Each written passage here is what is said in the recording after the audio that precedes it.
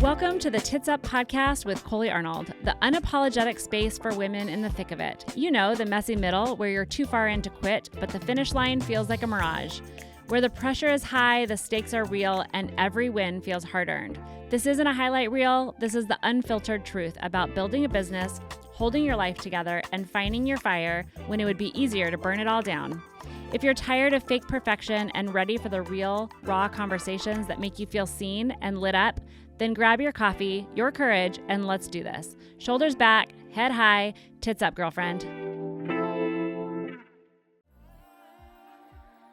Are you building a business that might look good on paper but still feels lonely, messy, or unclear behind the scenes? You don't have to figure it all out alone. The Foundress is a community for female founders who are ready to scale with clarity, connection, and purpose. Whether you're making your first 6 figures or scaling towards 7, we're the place where your ambition is seen, your ideas are sharpened, and your success is celebrated. Inside, you'll find strategy, deep support, and a powerful circle of women who get it. Because at Foundress, we don't just network, we grow together. If you're craving more than just another business group, if you're ready for mentorship, momentum, and women who speak your language, come join us. Your seat at the table is waiting. Head to foundress.co to learn more.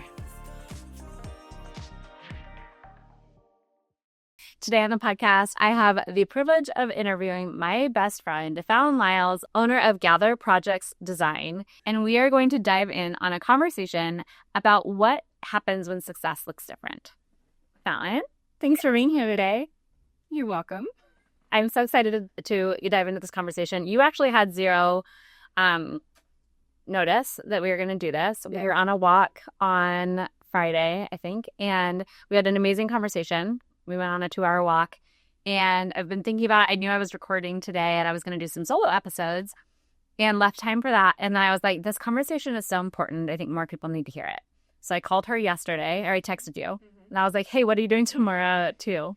She was like, well, I would like to say nothing. I would like to say something, but I really actually don't have plans. So technically, I could do this, but I don't want to. And I was like, great, perfect. See you at 2. I didn't really give you an option to back out. So I'm glad you're here. Thank you. You're welcome. Glad to be here too. So you own a interior design business. Correct. You work alongside your husband in some of the projects that you do, Gather Projects, and you guys have been doing this for a very long time. Can you talk a little bit about your background and kind of how it started, how you ended up coming into this business that you didn't really plan on doing originally? Yeah. Let's see. Really all started with my husband started a handyman company with a friend, almost 20 years ago, probably. And then they started flipping their own houses, which led to myself and my friend staging the houses. And as women do, getting very opinionated about what they were doing with the houses and starting to just kind of like give them our advice. Like, hey, you should do this kind of tile and you should do that, which just led us, really both of us, into the design world. Yeah. So that was kind of the accidental start into interior design. I love it. Your husband owned another building company, and I know in that process, you were kind of doing the same thing where he'd come home and he would show you the plans and you would recommend, like, what about a drop zone here for kids and what about a desk here so that the wife could be kind of organized and they would have like a central drop zone. And they started implementing these into their projects, and it ended up kind of becoming the heart of the home.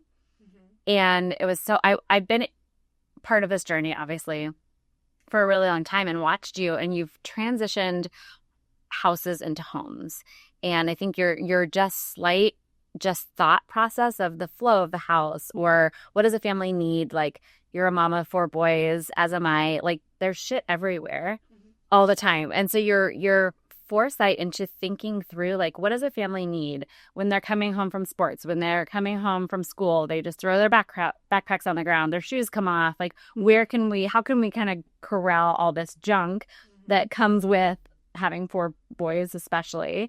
And they started putting these into homes, and you guys ended up having a pilot for a TV show. And really part of that success, I really believe, was your ideas on how to take these houses and turn them into homes, how to make them livable. When the moms were walking through the homes, they were like, oh my gosh, this is genius, because now I have a space that is all mine. I have a zone where everyone can be organized. I have a desk in the kitchen. So can you talk a little bit about how, when you were building your own home, what was the thought process behind putting those spaces in your home that really helped kind of create that flow of a household and had spaces for your boys to really kind of stay organized and keep things all contained, really? My honest answer, at the time, we were rebuilding our house and we had 4 young boys. Like, I think I just had my 4th. And I had been mostly staying home, kind of like working, like we talked about, more of like input or staging, kind of like part-time. I just really wanted to think through the flow of like, where are these things getting stuck? Where is this mess piling up? So we can build something that feels like it lives well, and it kind of has like a solution built in for all these things. Like, you still have to follow through with things away, but I actually felt like everything had a home. And for me, that just felt like peaceful. Like, I can do this and maybe take an argument off the table for my husband and I, because things, could be a little cleaner in the chaos of having 4 kids. So that's really, it was like, it was my selfish reason for wanting everything to be like flow well and so good, organized. Well, and they did really become the pivotal point of your builds moving forward. It was the drop zone, it was the pantry, it was the desk in the kitchen, it was like the zone where you could be organized, and as a family, a growing family, those things became so important, and they looked good, which was really the most important, right? Like, they need to function, but we also want it to look good because it's our home, we are in it every day. And so they became such a cool pivotal part. And then you kind of stumbled into you guys had a business separation, started your own thing, your husband did, and you kind of accidentally started a career with him, kind of alongside him, unintentionally, because people saw your homes that you had built, and they're like, wait, I want Fallon. I want your brain behind this design. So can you talk through that? Like, I think we all get to a point sometimes where we're looking, especially business owners, where we like start something and we're like, shit, how did I get here? Like, this wasn't on purpose. But talk through that kind of season and transition of you kind of starting to slowly design homes. And I think one day you woke up and you're like, shit, I think I'm an interior designer now. And that wasn't my plan. It wasn't really my plan. And also with our previous company, we were mostly just flipping houses. Yeah. So even though I was doing the work, it was like directly with my husband. There wasn't a client involved at all. And so, that definitely towards the end of the process became something that like a couple people reached out, like more of like a friend was like, hey, I need help with interior design. And so, that is a whole different beast, too. Yeah. It's one thing to flip a house and pick finishes. It's another thing to work alongside a client and try to figure out what they want, when I was used to just doing what I wanted, and kind of collaborate and communicate that well. So that was an entire learning process. I sometimes still feel like I'm on that journey about just kind of figuring out how to do that. And as like the projects have gotten bigger and the houses have gotten bigger, more detailed, and just figuring out my role in this new version of my company. Yeah, absolutely. And I think too, one of the reasons why I wanted to have you on this podcast, obviously we've been friends for 20 some years. Well, I mean, good for the friendship. Yeah, it's a long time. We're old. I know, my wrinkles are showing. But obviously I've been on this journey with you. There's a lot of things we can talk about. I'm sure I'll have you on this podcast again. But like I said, we were on this walk, and I think I am so caught up in my drive. I have this big vision for my company. I have these big dreams that I want to accomplish. And so I'm constantly in like drive mode. And we were having this conversation, and you're like, I am so content in where I'm at with a few really, really good clients. And I think you struggled a little bit with like, should I be wanting more? I think at some point I'm reading your mind and going into it. But like, so at some point we're kind of like, what's wrong with me? Am I normal when other people are striving to push through and make a ton of money and grow their businesses really big? And I'm like, I'm not. What was that process for you? Because I know you're still kind of figuring it out, but you said a couple things that really hit home for me when we were talking, and you're like, I'm diving into my kids. I want to be available. I want to be present. And I could choose to grow my business. Like tomorrow, if you open the floodgates, you would have the clients. Like you're turning people down. It's not, like people have a desire. You are building, you're going to work on this 3-year project kind of right now. You have a very big project going on and you're not opening your books right now.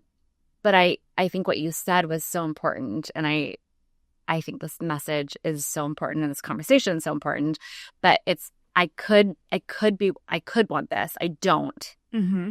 And it's a choice. Yeah.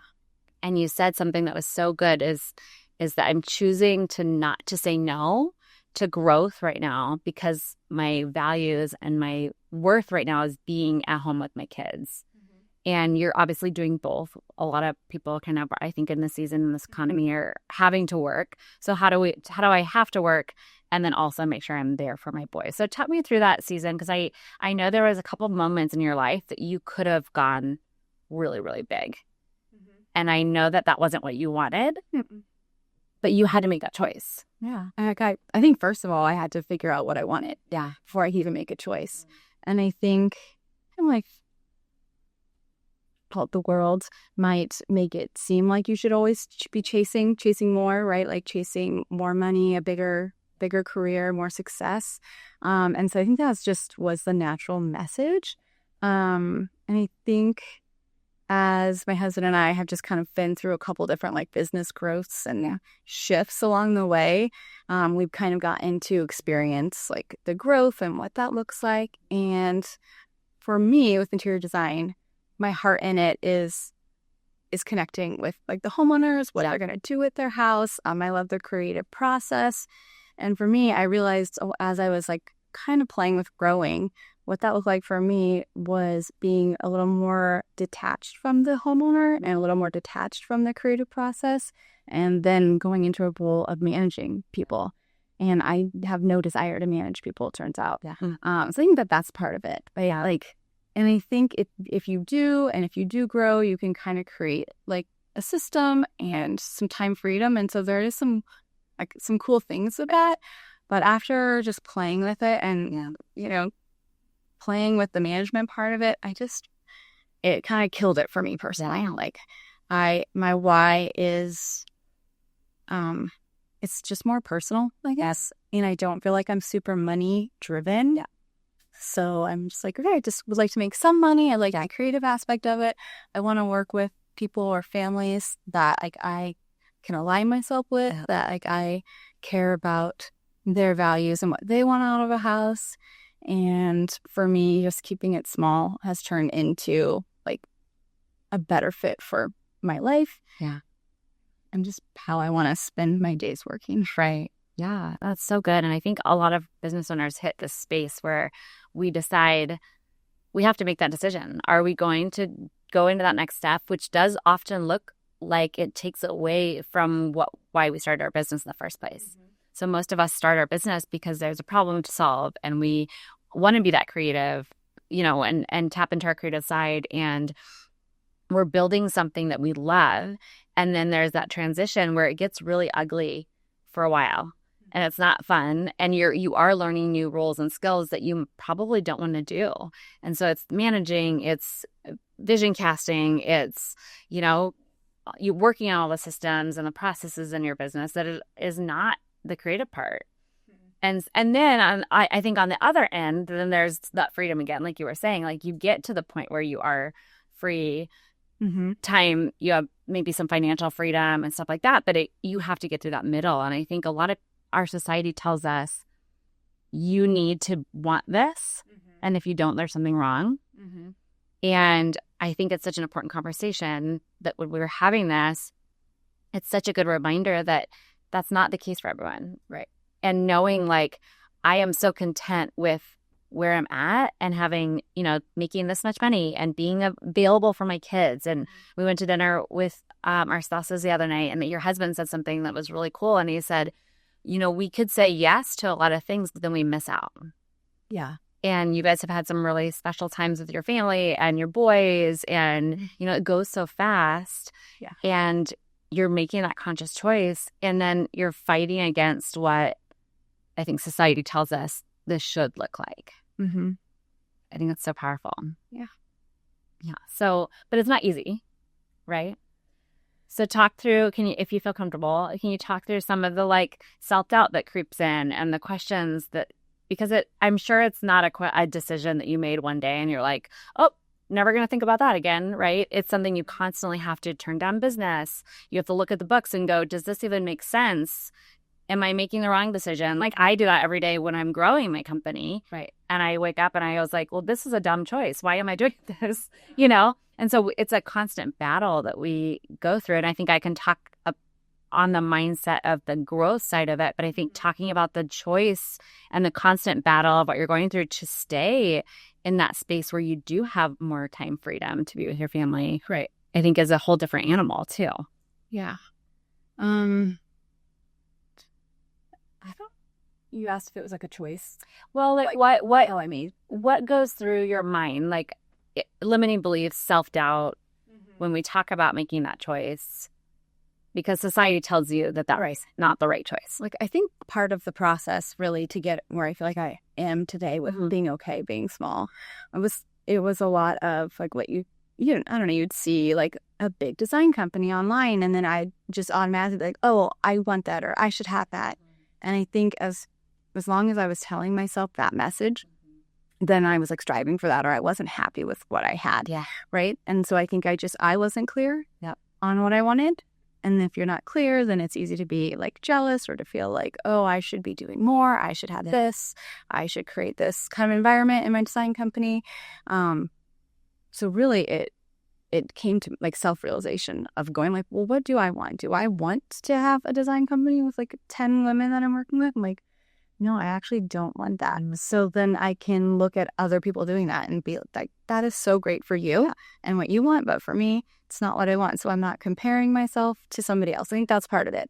Like learning to not compare, right? To be like, to know who you are, what you want, how you want to live your life, how I want to spend my time. I know you and I have talked a lot about like kind of like our cups being different sizes, right? And I think like we always joke that you have a larger cup. You have the ability to like carry a lot. Yeah. And some people don't. I think that I can carry things, but also like I don't have endless energy. I don't have this like constant kind of drive towards some things that you do. And that's okay. Right. But I think realizing it and being okay with it has been like part of the journey. Yeah. So it's less about my daily choices. It's more about that self-realization. Yeah. And then it's about making choices that align with that. Right. So good. And it's so interesting. The more I think about this and this as the conversation goes on, I feel like we can't win as women. Ugh. Like we're told from a young age that you need to get married and have a family. And then you can't step away from your family. Otherwise you're selfish. But you also need to earn some money to help out your husband. And it's like this vicious cycle of like, no matter what we desire, whether it is this expansive growth or this like, I want to keep this, even if we were just stay-at-home moms, we're also never doing enough. Right. And so I think there's this constant pull of you should be doing more, you should be wanting more, or you should be wanting less. How dare you be selfish and want to do something for yourself, or earn money for yourself. Like we're just in this constant battle of never enough. That's what I was thinking. I was thinking as I was coming here wondering what you were going to ask me about. No idea what you were going to want to talk about. I was just thinking about that. Like all I wanted when I was growing up was to be a stay-at-home mom. Yeah. And then I got to stay-at-home momhood and I was like, I got to get out of here. Like stat. It was in my mind. And then I started working and then I started navigating my kids being like, Mom, are we going to ever do this? Or when are we going to do this thing again? And I'm like, oh, the mom guilt, and how do you balance the two? And that's why it really is such a journey, right? And I don't think there is like a perfect answer. Like some people just adore the opportunity to stay home with their kids and that like fills them. And for me, I needed a creative outlet. So I didn't go into my own depression. Like I just needed to be able to get out of the house. That's what I needed. But then too much work equaled, oh, I just miss my kid. Like that. You're just... Well, we've talked about this too. I think if we could have had support of the like world of staying at home, I think They paid us to do that. right, maybe like they paid us. No, but I think too, just like having having culture say you are enough no matter what you choose. Mm-hmm. I think we probably maybe each of us could have taken a different route. Yeah. And it's so sad because I want to celebrate, like, I think feminism is misconstrued. Construed, is that the right word? Sure. Construed here. Oh, I got you. Oh, so you do. It's the best. She corrects all of my grammar. So it's the most fun part of our French show. So it's so much. I could do it whole. Also, you were allowed to do it. My husband's not. But I think if someone was saying like this is good, and even when in the church, I think we both have trauma in that season of life too, of going, we're told this one thing but shown something else, and I think it's just so hard that we're not ever enough wherever we choose to be. I think this message of feminism is get out in the world and work because we can. And what feminism actually is like choose what you want to do and be rooted and grounded in that. Mm-hmm. And I honestly feel like, like sometimes women, we're like the worst part of that. Absolutely. Right? Because it's our own insecurity. Totally. And, I'm just staying home, or, I'm working too much. And then in your own, like in our defensiveness, we make other women feel like they're not enough more than even the men are doing, at least in my personal experience. Right. And I feel like that's, like there's more than one way to do it. There's not a right way. And I think it's in different women's insecurity that they want to defend their way. Right. And so for them to be right, someone has to be wrong. And that's just not the case. Like we can all be right. We can all do it. It looks differently. And there's a gift to each version, I think. It's interesting. I had my first baby at 23. I think you were so old as 25. And then my last baby, I was 34, I believe. And just the difference of that decade was so massive. And I remember having a brand new baby, first baby, and we were like, we're going to be strict. We're going to put him on a schedule, and everyone else is wrong.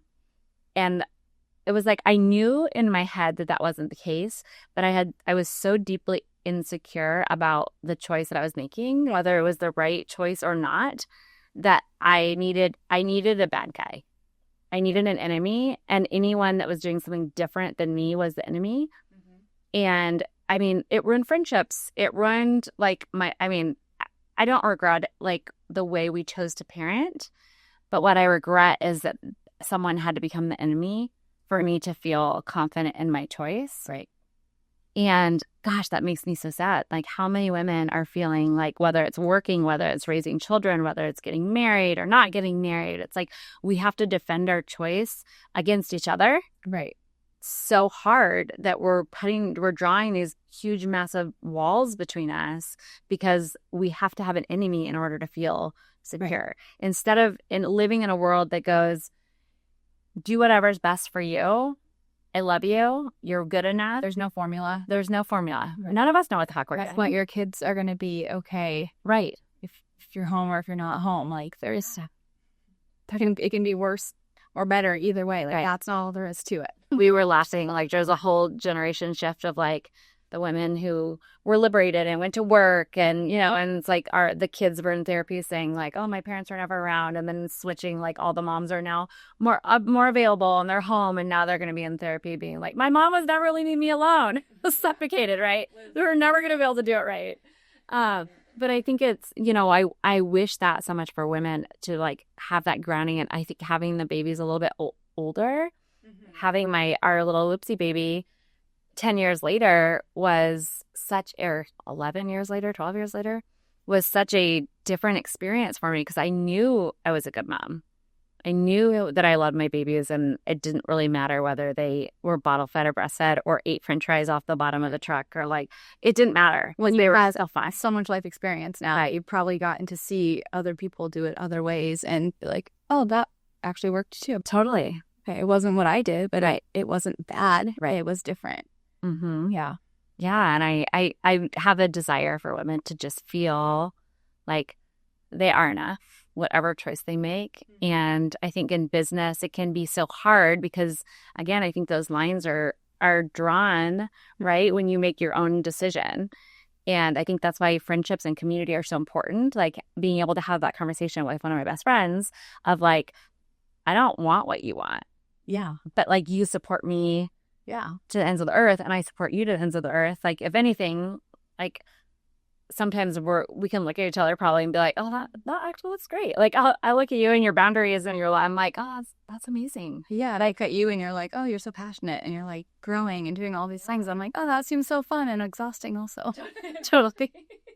But I mean, even with us, I do feel like, you know, in the last couple of years as like you've been running more like full steam ahead at your business, your passion, like we did so much of our life together, like raising our boys and kind of volunteering at school and sort of doing failing kind of just doing more of the like the mom things together, that as we've kind of entered this new season where our kids they require what they require a lot, but it's more mental work and less physical work, more late at night work. You know, our days are a little more open, like as you run faster at business, and I've done it differently. And I think that we've had to also, like, I've had to navigate myself, like how that just looks in our friendship. And also, is that okay that I don't want to run? Like, always running so fast. Am I doing this? Like, I've had my own insecurity, and like, not because you've given it to me, like you've never done anything besides encourage what I'm doing, but it's just that self-doubt, right? Should I be doing more? Am I not like growing a business because I'm afraid? Right. Like, and there's so many questions you can ask yourself. You have to figure out, right? To like, well, and same with me. It's like I wake up every day and I'm like, should I just burn all this to the ground and like be home with my kids, you know? And I go live on land somewhere by water, right? I probably couldn't do that. I don't think I could survive. Or if I'd survive, but it seems easier. No, I don't know. I'm not sure. Well, it's a life for me. You stop right. You would go to New York. You would be fried like milking goats and having like a farm. Yes. Yeah. I think I might die. You would. Yeah. And just lay down. Like, again, that's different. we would choose such different things. Totally. Okay. Yeah. And I think it's true. I think there's moments where I question myself of like, am I doing enough for my kids? Am I doing enough for my business? Am I showing up in the right ways? Am I present enough? Do they know that I love them? Does my business feel supported? Like, you know, and I think there's, no matter what choice we make, we are going to have those. For sure. And then, but I think what you said in the beginning, which was like, I got grounded into what I wanted, which was tied to my values. And then when those things come up, you can more quickly, right? That stop from coming up, but you can more quickly go, no, I'm making the right choice. And what I wish that someone would have told me 20 years ago is like, the choice you're making today can be different tomorrow. Yes, for sure. And I think sometimes we think, oh, whatever choice I make today is like the rest of my life. Right. And it better be good. Right. And I think I actually remember even talking to you about this, like with schools. And we were like, what school do we put our kids in? Do we go private? Do we go public? Do we do charter? Do we do, you know, and we've tried, you know, like we played and tried. And yeah, I have one of our friends that was like, well, further down the journey with us than us. And she said that you're going to make the right choice because it's the best choice you can make for today. And if it doesn't work, then you're going to make a different choice. So like, okay, don't worry. I was really stressed out about the kindergarten decision. Yeah, that's right. And yeah, we shifted a bunch. And we're okay and we're alive and our kids are great. And it's fine. You know, it's like, it doesn't matter, but it feels so big when we're making those decisions. Yeah. And I just wish that like, if we can ground into our values, into that alignment, right? We talk about alignment a lot, but it is so vital. It's like if we can ground and be aligned with our values, then the decisions we're making are out of our hearts, right, and not our heads. That's when we're going to thrive. And then we pivot, and then because things change. When we're like living out of that and we're secure in who we are, like it naturally makes us like a better mom, a better friend, a better encouragement to people around you because you're not like spewing your insecurity on other people. You're able to be like, I'm happy. I don't need to judge what you're doing. Because I think we judge people when it feels different, right, than what we're doing, right? That's like, oh, that's different. Because it's out of self-preservation. If we're confident Right. in what you're doing, then it doesn't matter. Like somebody's different choice doesn't threaten your security. Right. So I think it's, not only is it great for yourself, but it makes you like a better friend, a better mom, to just really be clear on like what you want, why you want it, why you're making the choices you're making. Mm-hmm. Yeah, I was just thinking about our kind of friend group and just like the different dynamics we have in our group of friends that have been friends since college. And it's like you own your own business and have a really clear boundary of like where you want that to go. I own my own business and have a different boundary of where I want that to go. We have another gal who owns her business, has a partner, and has a different, even grander vision of where she wants to go. We have a stay-at-home mom. And then we have a gal who used to stay home, then was a teacher, and now is working for our other friend. So it's just so interesting. Like the dynamic is so different. Even though we all get along really well, we all, have this like deep friendship. I think we are all secure enough in our own ways and our own decisions that I think we can support. Now, we're not perfect at it, obviously. Like 20 years of friendship, there's a lot of baggage there. But I think the way... You've done a good job, I think so too. Yeah. And I think when we're each grounded in our own, like, decisions and our own, like, vision for our lives, it's so much easier to support that other person. Right. And knowing that it doesn't affect you. Yeah. Right? Yeah. None of us were ever going, like, we've all also shifted different seasons of working or staying home. And there was no like, oh, you're, more important than me because you're working right now. Or I shouldn't feel busy because I'm just staying at home, because we all know that is the busiest. Right. And like we all have come in and out of these different seasons. And I agree. There's been I think a lot of understanding and support that it's hard. It's all hard. It's all hard. Whether you're working full time, staying right, full time, shifting between both roles, like there's a lot of pressure on us women. Right. Yeah. And the mental load. I was telling my girlfriend she's a business coach, and she used to be the vice president of innovation at Banner Health. And so she ran a big team and mostly men on her team. And she did this exercise with them, and she said, she had said something about how many thoughts like run through her head a day. And the guys were like, there's no way. And she's like, okay, let's do this exercise. I want you to write down everything you think about for 24 hours. Like it can be like, I am hungry. I love my mom. Like whatever is going through your head, like what am I going to wear today? Just write it down.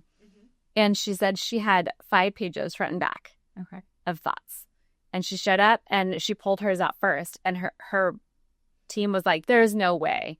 And they pulled out their papers and they had like 5 lines. And she was like, I want you all to call your spouses or your girlfriends and like thank them for the mental load that they carry for you to be alive and be thriving here in this role, right? And I remember like early on in marriage looking at my husband once who was staring off. I'm like, what are you thinking? He said, nothing. And I was like, okay.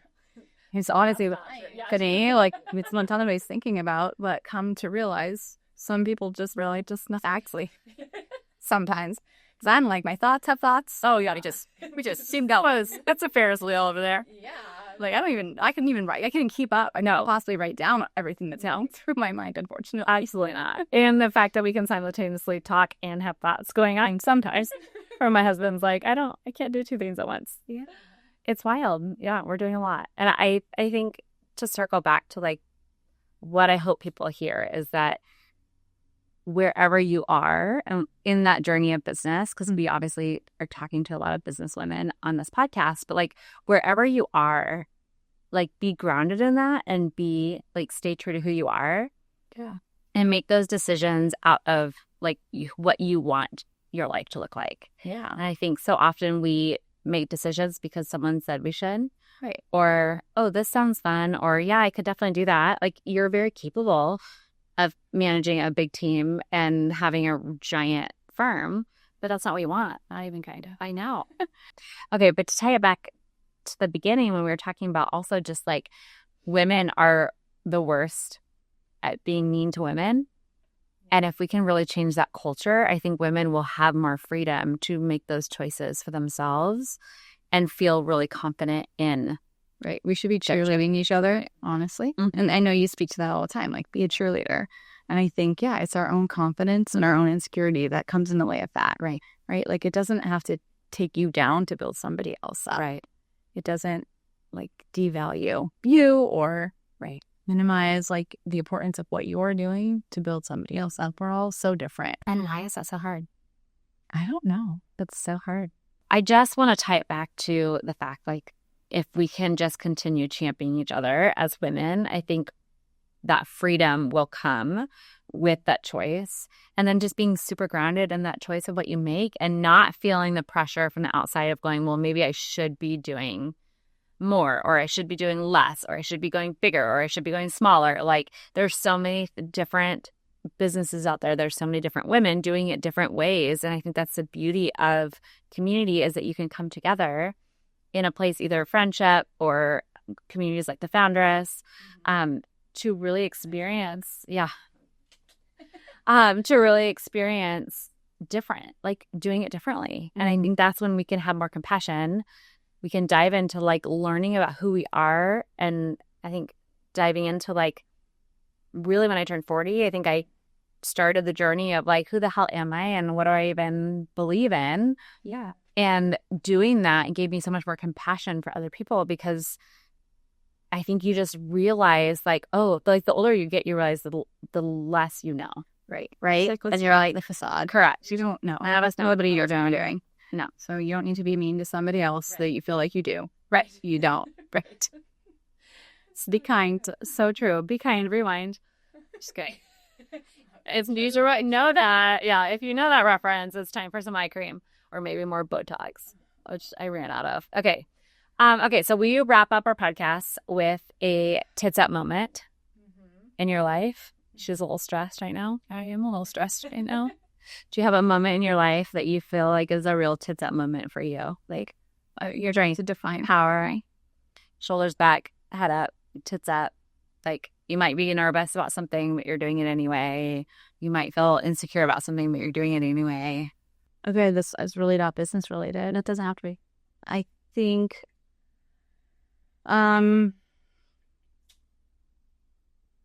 going to therapy, working through childhood things and just learning, knowing myself more and living in that more, standing up for myself more, just things that I've done in the last probably like 5 years with my family, my direct family, my, extended family, my husband. I think, while that's not a singular moment, I think that doing that work and figuring myself out more and creating boundaries, really, mostly it's learning how to have some boundaries, because I think I had zero.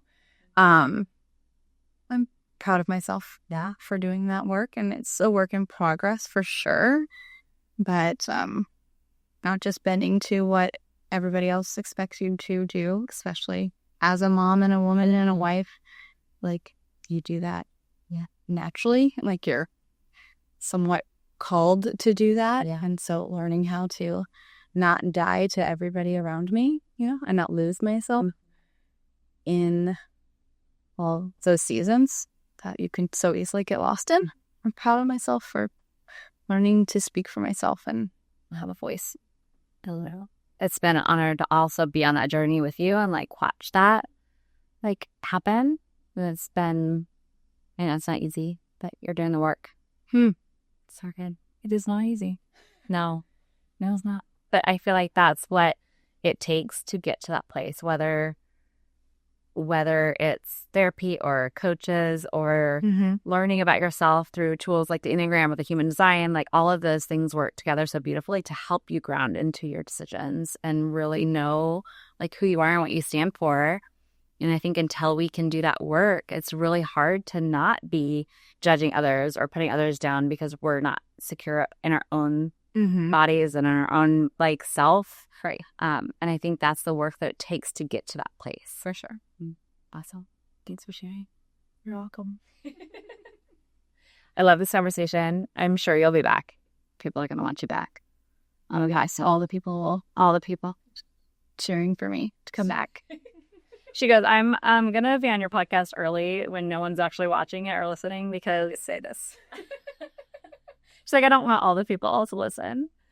I was like, yeah.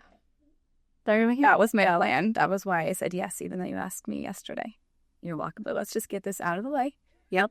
I like to push people's boundaries and make them uncomfortable. It's my favorite thing to do. I love it. Thank you for your vulnerability and your honesty and for being here today. Thanks for having me. You're welcome. Thanks for listening to today's episode.